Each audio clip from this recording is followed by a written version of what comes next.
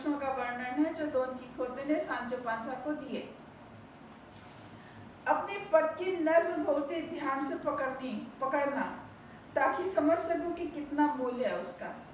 यदि तुम्हारे यहाँ नौकर चाकरों को वर्दी देने की संभावना है तो वे उपयोगी व साधारण होनी चाहिए, ना कि चमक दमक वाली। उन्हें तुम अपने नौकरों चाकरों और निर्धनों के बीच बराबर से बांट देना। तुम धीरे धीरे चलना और सोच सोच कर बोलना। ऐसा भी नहीं लगना चाहिए कि तुम स्वयं अपनी आवाज को सुनने के लिए आतुर हो, क्योंकि किसी प्रकार की भी आसक्ति बुरी होती है। दोपहर में कम खाओ और रात का भोजन भी कम करो, क्योंकि शरीर का स्वास्थ्य बनता है पेट की कार्यशाला में। उसके साथ ही सांचो, तुम अपनी भाषा में जो कहावतों की भरमार बन कर देते हो उससे भी बचो। ऐसा नहीं करना चाहिए। छोटे वाक्य ज्ञान के भंडार होते हैं, पर तुम इतना अधिक उनके बाल खींचते हो कि वे बेतुकी बनकर रह जाती हैं। इसका इलाज तो भगवान ही करे, सांचो ने कहा, क्योंकि मुझे इतनी कहावतें आती हैं जो एक किताब से भी ज्यादा हैं।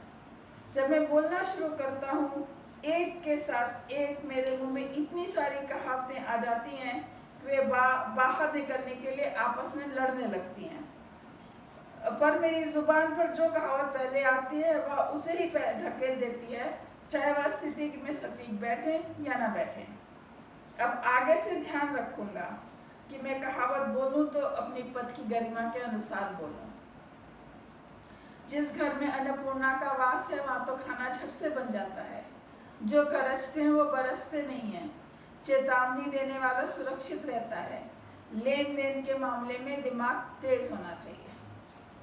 यही तो कहता हूँ सांचो, डॉन कीखोते ने कहा, तुम इतनी सारी कहावतें एक साथ एक क्रम में एक ही धागे में पिरोते जा रहे हो कि कोई भी सटीक नहीं बैठ रही है। मैं तुमसे कह रहा हूँ कि कहावतों का प्रयोग बंद करो, और तुम हो कि एक क्षण में कहावतों की छड़ी लगा देते हो। वे हमारी चर्चा में वैसे ही दिख रही हैं जैसे दूर दस्त में स्थित उबेदा का पहाड़।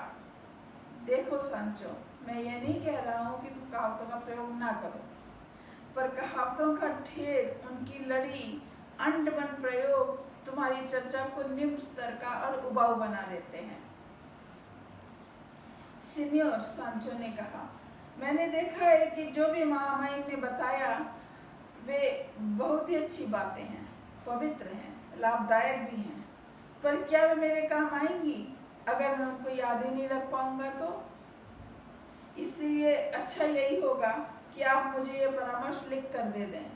मैं तो पढ़ना लिखना नहीं जानता, पर मैं अपने पादरी को दे दूंगा, जो मुझे ज़रूरत पड़ने पर उन्हें बता भी देंगे और समझा भी देंगे।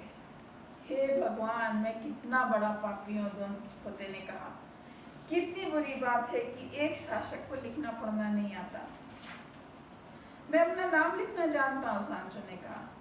जब गांव में काम करता था तो मैंने कुछ अक्षर बनाने सीख लिए थे। इसके अलावा मैं बहाना भी तो कर सकता हूँ कि मैं दाहिने हाथ से अपंग हूँ और कोई और मेरी जगह हस्ताक्षर कर दे। हर चीज़ का इलाज है मेरे पास सिवाय मौत के, और जब लाठी भी मेरी तो भैंस भी मेरी, तो क्या चिंता करना है। यह बात वैसे ही है कि डर किसका जब बाप राजा है। मैं तो पूरा शासक हूँ, जो राजपाल से भी ऊपर होता है। आज मैं देख लूंगा कौन है वो जो मेरी बुराई करे और मेरा अपमान भी। चौबे गए छब्बे बनने, दुबे बनकर रह गए। सौभाग्यशाली को परामर्श की क्या जरूरत? बड़ों के हाथ लंबे होते हैं, समृद्ध को ना ही दोष गोसाई। मैं तो शासक हूँ, ऊपर से उदार शासक बनने की सोच रहा हूँ। मुझ में कोई दोष नहीं नजर आएगा। जहाँ गुण होता है वहाँ तो मक्खियाँ भिनकेंगी ही। मेरी दादी कहा करती थी, जैसा पैसा वैसी शान। जमींदार से बदला नहीं लिया जा सकता। भगवान तुम्हारा नाश करे सांचो, डॉन कीखोते ने यह सब सुनकर कहा। 60,000 शैतान तुम्हें और तुम्हारी कहावतों को ले जाएं। 1 घंटे से तुम उन्हें पिरोते चले जा रहे हो। हर बार मुझे खून की घूंट पीकर सता रहे हो। मैं तुम्हें बताए देता हूँ कि एक दिन तुम्हारी यही कहावतें तुम्हें फांसी पर लटकवा देंगी। तुम्हारा राज्य तुम्हारे सेवक ही तुमसे छीन लेंगे या वे लोग बगावत कर देंगे। बेवकूफ, बताओ तो तुम्हें वे कहाँ से मिल जाती हैं? तुम मूढ़ बुद्धि उनका प्रयोग कैसे करते हो? यदि मुझे एक भी कहावत का प्रयोग करना पड़े तो उसके लिए इतनी मेहनत करनी पड़ती है, पसीना बहाना पड़ता है जैसे कोई कुआं खोद रहा हो। Capítulo 43, segunda parte de Don Quijote de la Mancha.